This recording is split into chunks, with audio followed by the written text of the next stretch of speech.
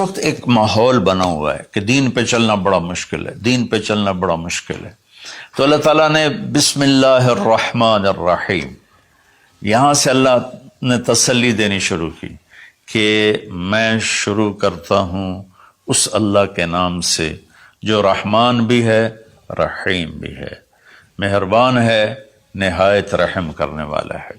تو پہلا ہی جملہ بتاتا ہے کہ جو رحمان و رحیم ہو وہ کوئی ڈنڈے سوٹے کا قانون تو نہیں بنائے گا، بہت نرم سا بنائے گا، ہماری فطرت کے مطابق بنائے گا۔ بھوک کی حالت میں روٹی کھانا کون سا مشکل کام ہے، افطاری کے وقت کھانا کون سا مشکل کام ہے، ہر کوئی جھپٹنے پر تیار ہوتا ہے۔ پھر دوبارہ اللہ نے تسلی دی، الحمدللہ، سب تعریفیں اس اللہ کے لیے ہیں۔ حمد اور مدح یہ قرآن کے دو لفظ ہیں۔ حمد ہے وہ تعریف جس کے وہ لائق ہے، اور مدح میں خوش آمد ہے۔ آپ نے فرمایا یا معاذ ایاک والتمادح فإنہ الذبح، معاذ خوش آمد کرنے سے بچنا یہ ذبح کر دینے والی چیز ہے۔ تو اللہ تعالیٰ نے کہا سب تعریفیں تیرے اللہ کی، اور اللہ کے صفاتی نام 99 ترمذی شریف میں ہیں، لیکن وہ 99 نام صرف نہیں ہے، بلکہ جیسے اللہ اپنی ذات میں لامحدود ہے تو اس کی نام بھی لامحدود ہیں، لیکن ذاتی نام جو ہے وہ اللہ ہے۔ اللہ لفظ اللہ کی ایک خصوصیت ہے کہ اس کے ہر حرف کو ہٹا دو تو اشارہ اللہ کی طرف ہی ہوتا ہے۔ اللہ اللہ ہی ہے، الف ہٹا دو للہ تو اللہ کہتا ہے للہ ما فی السماوات و ما فی الارض، تو اشارہ اللہ کی طرف۔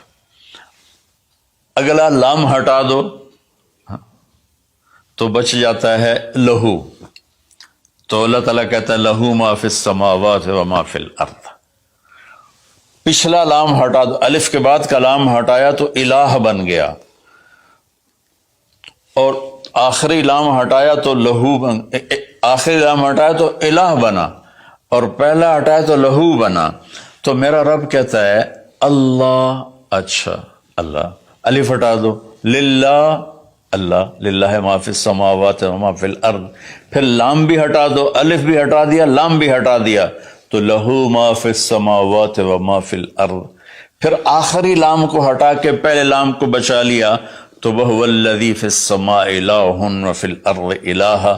اور پھر سب سے عجیب بات کہ سارے حرف ہٹا کر آخری ہے کی پیش کو باقی رکھو نا، تو وہ ہے اللہ لا الہ الا ہو، اللہ لا الہ الا ہو، هو اللہ الذی لا الہ الا ہو، قل هو اللہ احد، هو اللہ الذی لا الہ الا ہو، یہ لہو ما فی السماوات و ما فی الارض۔ تو اللہ تعالیٰ نے ہمیں تسلی دی کہ میں بہت بڑا ہوں۔ اچھا یہ اللہ، یہ جو تو قانون بھیج رہا ہے تو قانون تو بڑے سخت ہوتے ہیں، تو اللہ کہتا رب العالمین، نہیں میں تمہاری ماں سے زیادہ پیار کرنے والا ہوں، میں تم پر ایسے ڈنڈے نہیں چلاؤں گا۔ تو لیکن میرا اللہ کہتا ہے کہ میرا بندہ میں تیری ماں سے 70 گنا کا مطلب 70 نہیں ہوتا، لا محدود درجے میرا پیار ہے۔ پھر تسلی نہیں ہوتی، اللہ تو قرآن تو بھیج رہا ہے، پتہ نہیں ہم عمل کر سکیں گے کہ نہیں کر سکیں گے۔ تو پھر اللہ کہتا ہے الرحمن الرحیم، کیوں ڈر گئے ہو؟ کیوں قرآن کے مطابق دکان نہیں چلاتے، زندگی نہیں گزارتے، جاب نہیں کرتے، زراعت نہیں کرتے، تجارت نہیں کرتے، شادی نہیں کرتے، ساری چیزوں کو بنا لیں، تو کیوں ڈرتے ہو؟ رب العالمین پہلی گارنٹی، الرحمن الرحیم پہلے بسم اللہ سے، پھر دوسری گارنٹی اللہ کہ میں اللہ ہوں، نفع نقصان کا مالک ہوں، پھر رب العالمین تم پر مہربان ہوں، تمہارا پالنے والا ہوں، پھر الرحمن الرحیم کی دوبارہ تکرار ہے۔ کیوں ڈرتے ہو؟ رحمان بھی ہوں رحیم بھی ہوں۔ اب اللہ نے جزا سزا کا بھی ایک رکھا نا، کہ بہت سے لوگ ہیں جو محبت کی بات جتنی بھی کرو وہ الٹا ہی سوچتے ہیں، تو اس کو دھمکانے کے لیے مالک یوم الدین۔ پھر یہ بھی یاد رکھنا کہ میرے لیے میرے پاس جزا سزا کا بھی نظام ہے۔ اس کو اللہ تعالیٰ اتنے خوبصورت انداز میں بیان کرتا ہے کہ ہم تو چونکہ عرب نہیں ہیں لیکن عربی کچھ پڑھی تھوڑی بہت، اللہ نے اس کا ذوق بھی دیا، تو ابھی ساری بات ہو رہی کہ وہ ایسا ہے، وہ ایسا ہے، وہ ایسا ہے، لیکن آگے ہے ایاک نعبد و ایاک نستعین، یا اللہ تیری ہی بندگی کرتے ہیں، تجھی سے مدد مانگتے ہیں۔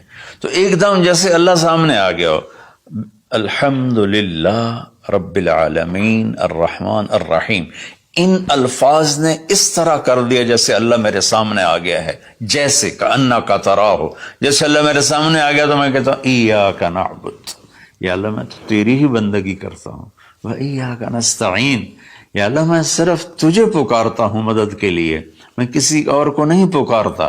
میرے نبی نے حضرت عبداللہ بن عباس سے فرمایا وَإِذَا سَأَلْتَ فَاسْأَلِ اللَّهِ وَإِذَا اسْتَعَنْتَ فَاسْتَعِنْ بِاللَّهِ، کہ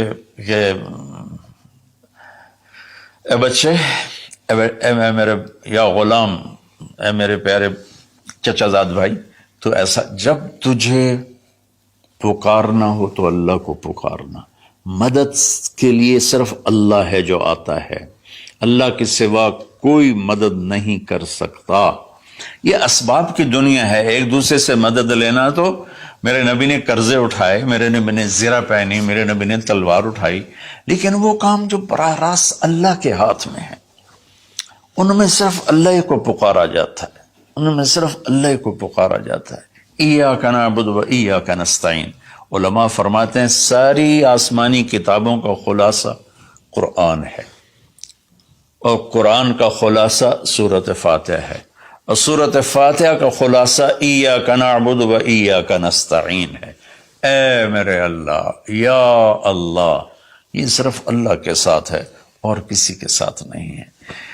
تو پھر اللہ تبارک و تعالیٰ، چونکہ میں نے پہلے شروع میں کہا تھا کہ ہم زندگی گزارنے کا طریقہ نہیں جانتے، تو اللہ نے ہم سے یہ دعا ہم پہ فرض کر دی کہ تم نے یہ مانگنا ہے، جو کہ تم اندھے ہو، جاہل ہو، کہو اہدنا۔ کتنی ضروری ہے، اللہ کہتا ہے روٹی مانگو، پانی مانگو، بیوی مانگو، بچے مانگو، جی کپڑے مانگو، زمین مانگو، جائیداد مانگو، صحت مانگو، عزت مانگو، سب کچھ مانگو، لیکن ایک چیز اللہ نے فرض کر دی کہ میرے بندے اگر تو ہدایت کے بغیر مر گیا تو برباد ہو جائے گا، لہذا تم پہ واجب کرتا ہوں، فرض کرتا ہوں کہ اہدنا الصراط المستقیم۔ اہدنا پہلے میں بتا چکا ہوں کہ ہدا، یا اللہ وہ چٹان دکھا دے جس کو دیکھ کر میری زندگی کی راہیں صحیح جگہ تک مجھے پہنچائیں۔ ہدا، عرب اس کو سن کے ہل گئے تھے کہ وہ محاورہ سمجھتے تھے، ہم محاورہ نہیں سمجھتے، لیکن عرب کیوں ہل گئے تھے؟ کہتے کیا کمال ہے یار، یہ کیا آدمی کہاں سے بولتا ہے، کیا بولتا ہے۔ وہ تو ابو جہل سے پوچھا اخنس ابن شریک نے، سچ سچ بتا محمد جھوٹے ہیں کہ سچے ہیں؟ کہنے لگا اللہ کی قسم سچے ہیں، پر نہیں مانوں گا، میں بنو ہاشم سے مقابلہ کروں گا، نہیں مانوں گا، سچے ہیں۔ تو اہدنا، یا اللہ وہ چٹان دکھا، وہ کیا، وہ قرآن ہے جس کو دیکھ کر میں تجھ تک پہنچ جاؤں۔ صراط، سیدھے راستے کو کہتے ہیں، صراط جس پر کسی قسم کا کوئی کھڈا نہ ہو، جیسے موٹر وے۔ اب موٹر وے بنائے تو ہم لوگ اپنے گاؤں سے، ابھی میں گاؤں سے ہی بات کر رہا ہوں، ملتان کے لیے جانا ہو، لاہور، اسلام آباد، فیصل آباد، موٹر وے سے جاتے ہیں۔ صراط موٹر وے کو کہتے ہیں۔ المستقیم جس میں وہ نہ ہو، زیادہ موڑ نہ ہو، بلکہ سیدھا ہو۔ الذین انعمت علیہم،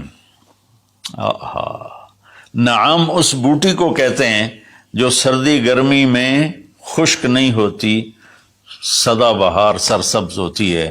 تو نعمتاً، یا اللہ وہ راستہ دے جس میں ہر چیز ملتی ہو، سبزہ بھی ہو، خوشیاں بھی ہوں، اور اس کے راستے میں کوئی سروس اسٹیشن بھی ہو، اور کھانے پینے کا سامان بھی ہو، کوئی بوفے بھی ہو، اور کوئی جو پیٹرول اسٹیشن بھی ہو۔ آج کی زبان میں کہہ رہا ہوں، یا اللہ وہ راستہ دے جو آباد ہو، جو سرسبز ہو۔ نعم کے اندر یہ معنی موجود ہے، غیر المغضوب علیہم ولا الضالین۔ پھر کہا آمین، زور سے کہو آمین۔ تو میرے رب نے فرمایا کہ یہ مانگو کہ مجھے سیدھی راہ دکھا۔ تو میرے بھائی بہنوں، حضرت علی رضی اللہ تعالیٰ عنہ علیہ السلام کا فرمان ہے کہ اگر میں سورۃ فاتحہ کی تفسیر کروں تو 70 اونٹوں پہ لا دی جائے گی۔ 7 آیات ہیں تو ہر آیت کے لیے 10 اونٹ۔ اور ایک دفعہ فرمایا کہ عشاء کی نماز پڑھ کے بیٹھے اور فرمایا کہ میں تمہیں بسم اللہ الرحمن الرحیم کی تشریح کر کے بتاتا ہوں، اس کا مطلب بتاتا ہوں۔ تو با سے شروع ہوئے، با صرف لفظ با سے شروع ہوئے، اور فجر کی اذان ہو گئی، با کی شرح چل رہی تھی۔ تو سورہ یعنی بقرہ، یہ سارے، اب ایک اور روایت ہے کہ سورہ بقرہ سارے قرآن کی سردار ہے، اور سورہ بقرہ کی سردار آیت الکرسی ہے جس میں اللہ اپنا تعارف کرواتا ہے۔ تو اس میں اللہ تعالیٰ نے شروع ہی میں ایک حکم دیا، یا ایھا الناس اعبدوا ربکم الذی خلقکم والذین من قبلکم لعلکم تتقون۔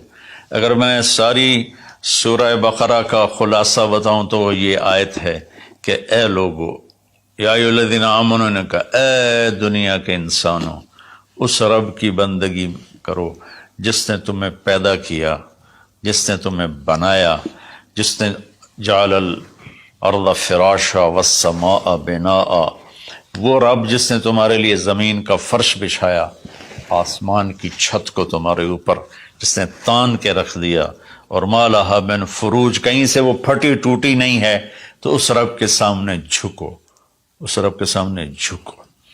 عبدہ اس بوٹی کو کہتے ہیں جو صحرا میں پیدا ہوتی ہے اور ہر وقت سرسبز رہتی ہے، اور اونٹ جب اس کو دیکھ لیتا ہے تو پھر وہ کسی جھاڑی کی طرف نہیں جاتا، سیدھا اس بوٹی کے اوپر جاتا ہے۔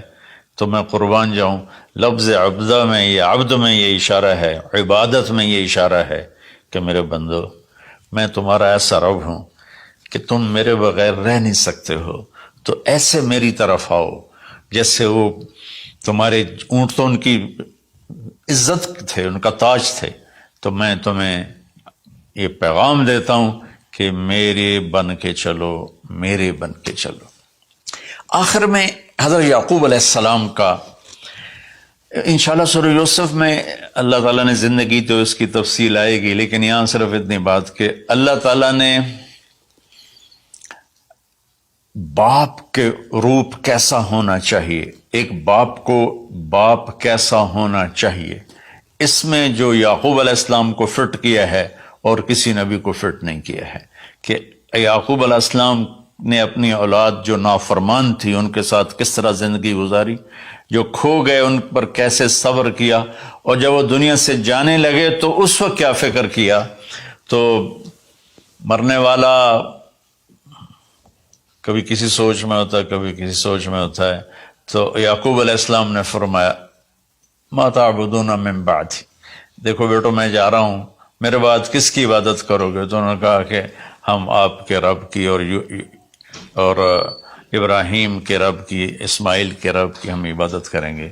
تو والدین کو کے اوپر ذمہ ہے انہیں اپنے اللہ کا تعارف کرانا، اللہ کی پہچان کرانا، ڈنڈے سے نہیں، محبت سے، پیار سے، نصیحت سے۔ تو والدین پیار محبت سے اپنی اولاد کو اس پر لائیں۔